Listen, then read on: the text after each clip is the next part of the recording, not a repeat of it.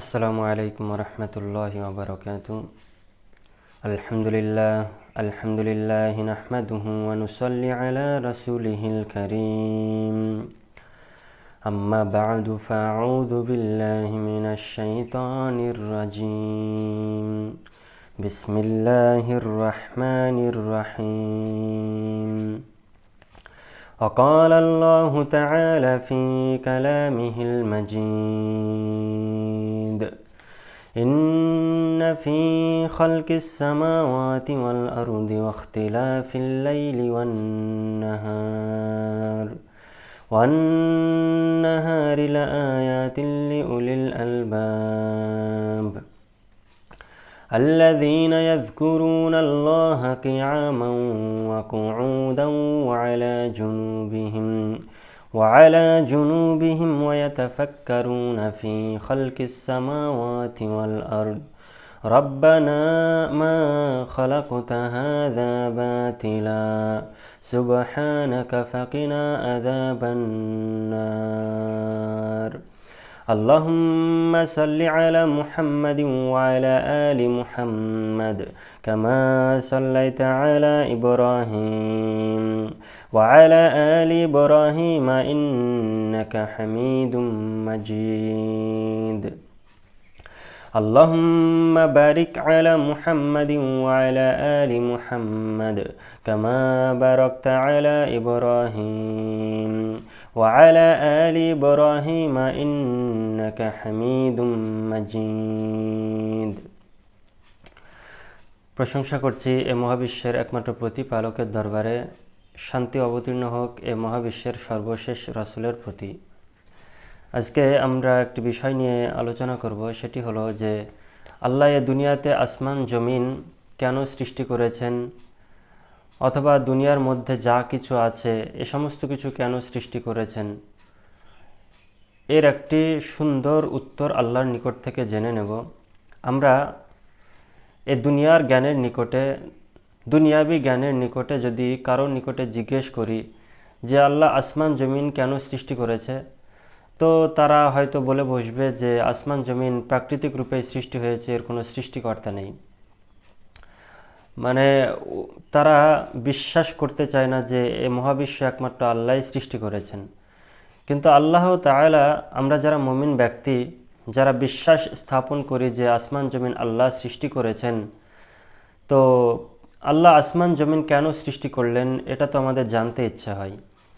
আল্লাহর নিকটে যদি আমরা প্রশ্ন করি যে হে আল্লাহ, আসমান জমিন, পাহাড় পর্বত, নদী নালা, রাত দিন এ সমস্ত কিছু কেন সৃষ্টি করা হয়েছে, তো যখন আমরা আল্লাহর নিকটে প্রশ্ন করব তখন আল্লাহ উত্তরে বলেন সূরা আল ইমরানের 190 এবং 91 নম্বর আয়াতে। আল্লাহ সেখানে বলেন, ইন্না ফি খালকিস সামাওয়াতি ওয়াল আরদি ওয়াখতিলাফিল লাইলি ওয়ান নাহার লাআয়াতিল লিউলিল আলবাব। তো সর্বপ্রথম যখন আমরা আল্লাহকে প্রশ্ন করব, হে আল্লাহ, আসমান জমিন কেন সৃষ্টি করা হলো, রাত দিন কেন সৃষ্টি করা হলো, তো আল্লাহ উত্তরে বলেন যে ইন্না ফি খালকিস সামাওয়াতি ওয়াল আরদ, নিশ্চয় আসমান জমিন সৃষ্টির মধ্যে, ওয়াখতিলাফিল লাইলি ওয়ান নাহার, রাত ও দিনের আবর্তনের মধ্যে, লাআয়াতিল লিউলিল আলবাব, অবশ্যই যাদের জ্ঞান রয়েছে, যারা বুদ্ধিসম্পন্ন ব্যক্তি, তাদের জন্য নিদর্শন রয়েছে। অর্থাৎ আল্লাহ এটা বোঝাতে চাচ্ছেন যে আসমান জমিন একটি বিরাট সৃষ্টি। এই বিরাট সৃষ্টি সম্পর্কে যখন আমার কোনো বান্দা চিন্তা ভাবনা করবে, তখন সে আল্লাহর অস্তিত্বকে অনুভব করবে। মূলত আল্লাহ আসমান জমিন সৃষ্টি করেছেন তার বড়ত্ব প্রকাশের জন্য। এই যে মাথার উপরে বিরাট আসমান, চন্দ্র, সূর্য, এত বড় বড় গ্রহ নক্ষত্র রয়েছে, যেগুলি আমাদের এই পৃথিবীর তুলনায় অনেক গুণ বড়, কোটি কোটি গুণ বড়, এই সমস্ত সৃষ্টির দিকে যখন কোনো বান্দা তাকাবে, তখন সে আল্লাহর অস্তিত্বকে মেনে নিতে বাধ্য হবে। তো আল্লাহ বলছেন যে আমি আসমান জমিন সৃষ্টি করেছি যাতে করে জ্ঞানী ব্যক্তিরা চিন্তা ভাবনা করতে পারে যে এর পেছনে অবশ্যই একজন সৃষ্টিকর্তা রয়েছে। সেই সৃষ্টিকর্তার অস্তিত্বকে তারা অনুভব করবে। তো জ্ঞানী ব্যক্তির উদাহরণ আল্লাহ তার পরবর্তী আয়াতে দিচ্ছে। আল্লাহ বলছেন, আল্লাযীনা ইয়াযকুরুনাল্লাহা কিয়ামান ওয়া কুউদান ওয়া আলা জুনুবিহিম ওয়া ইয়াতাফাক্কারুনা ফি খালকিস সামাওয়াতি ওয়াল আরদ রব্বানা মা খালাকতা হাযা বাতিলা সুবহানাকা ফাকিনা আযাবান নার। আল্লাহ বলছেন, জ্ঞানী ব্যক্তি তারাই আল্লাযীনা ইয়াযকুরুনাল্লাহা কিয়ামান ওয়া কুউদান ওয়া আলা জুনুবিহিম, যে সমস্ত ব্যক্তিগণ সর্বদা আল্লাহকে স্মরণ করে, তারা দাঁড়ানো অবস্থায়, বসা অবস্থায়, শোয়া অবস্থায় সর্বদা আল্লাহকে স্মরণ করে যারা, তারাই হলো জ্ঞানী ব্যক্তি। এবং সর্বদা আল্লাহকে স্মরণ করতে করতে একটা সময় এমন কি হয় যে সমস্ত কিছু যখন নিয়ে চিন্তা ভাবনা করবে, এত বড় বিশাল জমিন, এত বড় বিরাট আসমান যখন নিয়ে চিন্তা ভাবনা করবে, সে এক সময় বলতে বাধ্য হবে, রব্বানা মা খালাকতা হাযা বাতিলা, হে আল্লাহ, আপনি এই সমস্ত আসমান জমিন অনর্থক সৃষ্টি করেননি, অবশ্যই এর পেছনে কোনো না কোনো কারণ রয়েছে। তো সে তখন অঝর নয়নে কাঁদতে কাঁদতে বলবে, হে আল্লাহ, এই সমস্ত কিছু সৃষ্টিকর্তা আপনি আমাদেরকে এই জাহান্নামের হাত থেকে রক্ষা করুন। সুতরাং সর্বপ্রথম আমরা কি জানলাম, আল্লাহ আসমান জমিন সৃষ্টি করেছেন, রাত দিন সৃষ্টি করেছেন, যাতে করে মানুষ এই সমস্ত সৃষ্টি দেখে আল্লাহর কথা স্মরণ করতে পারে, আল্লাহর অস্তিত্ব অনুভব করতে পারে। যেমন সূরা ফুসসিলাতের 37 নম্বর আয়াতে আল্লাহ বলেন, অমিন আয়াতিহিল লাইলু ওয়ান নাহারু ওয়াশ-শামসু ওয়াল কমার। আল্লাহ বলছে যে তার নিদর্শনের মধ্যে রয়েছে রাত দিন চন্দ্র সূর্য। লা তাসজুদু লিশ-শামসি ওয়ালা লিল কমার ওয়াসজুদু লিল্লাহি খালাকাহুন্না ওয়াসজুদু লিল্লাহিল্লাযী খালাকাহুন্না।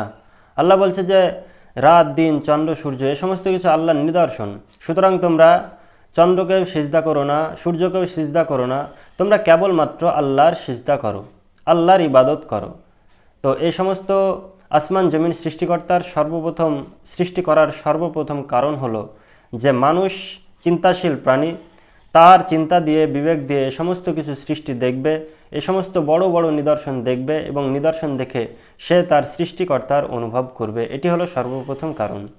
দ্বিতীয়ত, আমরা যদি আল্লাহকে প্রশ্ন করি যে হ্যাঁ আল্লাহ, আপনি আর কোন কোন উদ্দেশ্যে আসমান জমিন সৃষ্টি করলেন, আমরা তো বুঝলাম সর্বপ্রথম কারণ যে আমরা এই সমস্ত নিদর্শন দেখে আপনার অস্তিত্ব অনুভব করব। তো আর কোন কোন কারণে আপনি সৃষ্টি করলেন? আল্লাহ উত্তরে বলেন সূরা বাকারার 21 এবং 22 নম্বর আয়াতে। সূরা বাকারার 21 এবং 22 নম্বর আয়াতে আল্লাহ বলেন, ইয়া আইয়ুহান নাসু উবুদু রাব্বাকুমুল্লাযী খালাকাকুম ওয়াল্লাযীনা মিন ক্বাবলিকুম লাআল্লাকুম তাত্তাকুন। আল্লাহ বলেন, হে দুনিয়ার মানুষেরা, ইয়া আইয়ুহান নাস উবুদু রাব্বাকুম, তোমরা তোমাদের রবের ইবাদত করো, প্রতিপালকের ইবাদত করো। এই ইবাদত কেন করবা? আল্লাযী খালাকাকুম, এই কারণেই করবা যে তিনি তোমাদেরকে সৃষ্টি করেছেন। ওয়াল্লাযীনা মিন ক্বাবলিকুম, এবং তোমাদের পূর্ববর্তীতে যারা বিগত হয়ে গেছে তাদেরকেও আল্লাহ সৃষ্টি করেছেন। তো যেহেতু তিনি তোমাদের সৃষ্টিকর্তা, সে কারণে তোমরা তার ইবাদত করবা, এবং যাতে করে তোমরা আল্লাহর নিকটে আল্লাহ ভীরু বান্দা হতে পারো, সেই কারণে আল্লাহর ইবাদত করবা। আরও কিছু কারণ আল্লাহ উল্লেখ করেছেন তার পরবর্তী আয়াতে।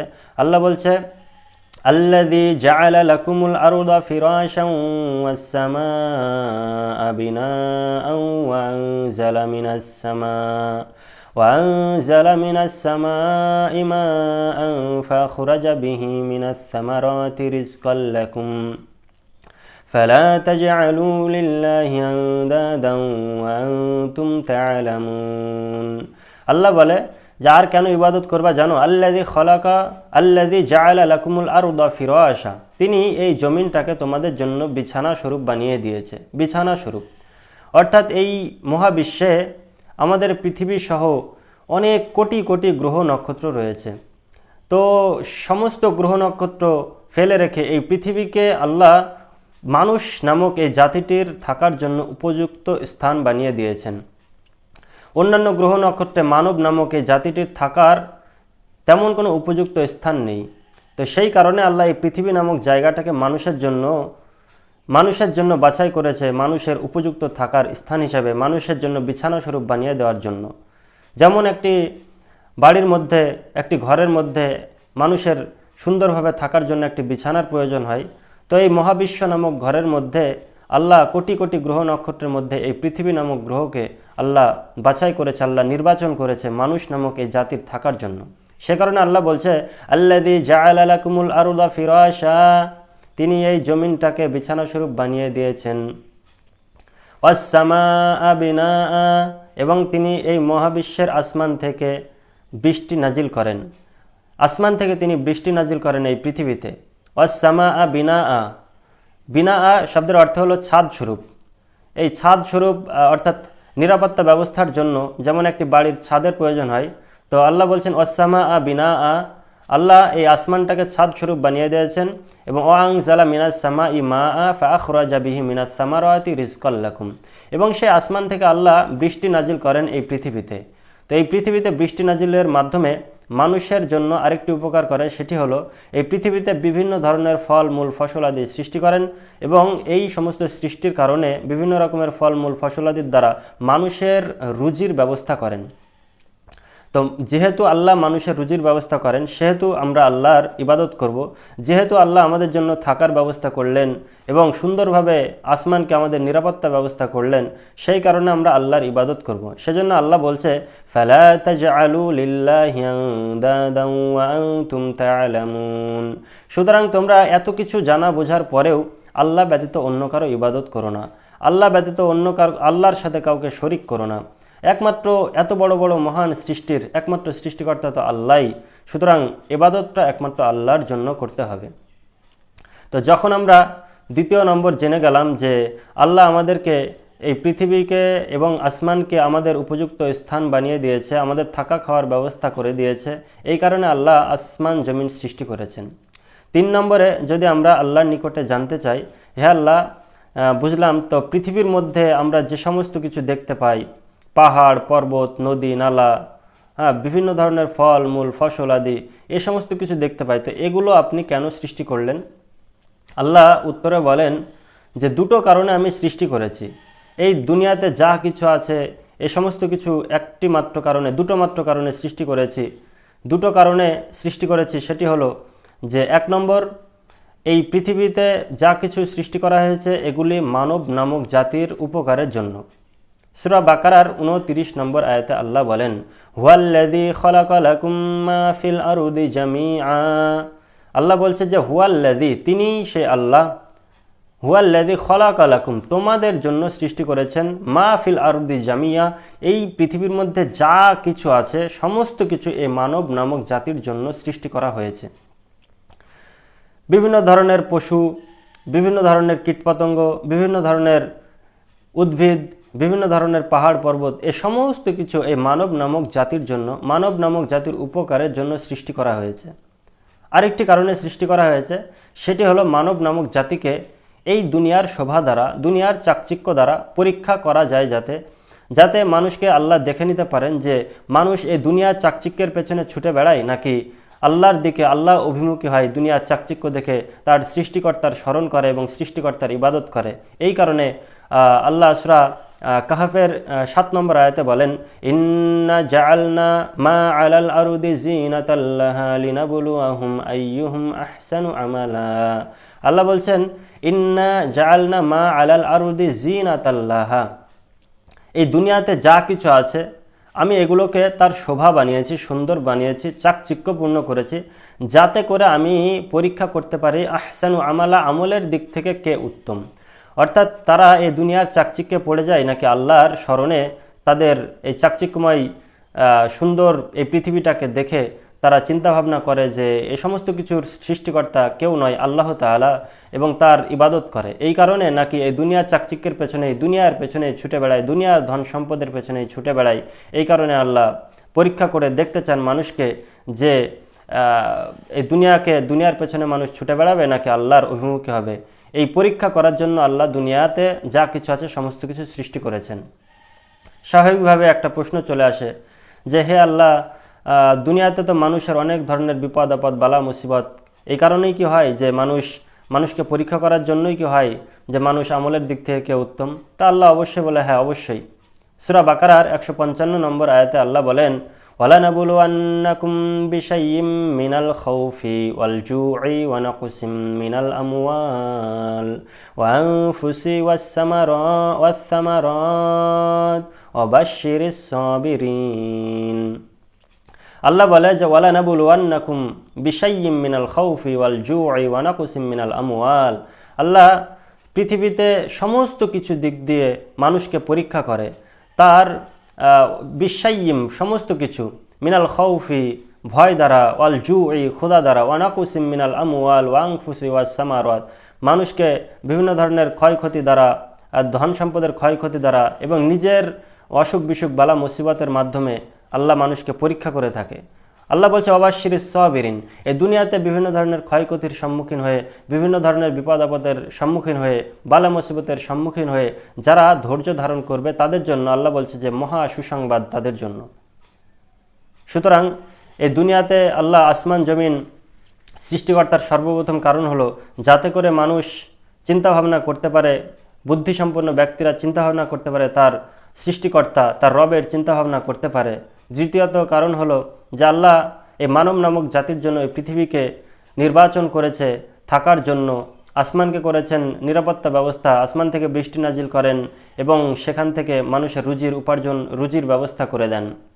তৃতীয়ত কারণ হলো এই সমস্ত কিছু মানুষের উপকারের জন্য সৃষ্টি করেছেন এবং মানুষকে পরীক্ষা করার জন্য সৃষ্টি করেছেন। এবং দুনিয়াতে মানুষকে বিভিন্নভাবে পরীক্ষা নিরীক্ষা করা হয় এবং যারা ধৈর্য ধারণ করবে এই পরীক্ষা নিরীক্ষায় তাদের জন্য আল্লাহ মহা সুসংবাদ অর্থাৎ জান্নাতের ব্যবস্থা রেখেছেন। তো আল্লাহ আমাদেরকে সমস্ত নিদর্শন দেখে আল্লাহর দিকে অভিমুখী হওয়ার তৌফিক দান করুন, আমিন। ওয়া আখিরু দাওয়ানা আনিল হামদুলিল্লাহি রাব্বিল আলামিন। আসসালামু আলাইকুম ওয়া রাহমাতুল্লাহ।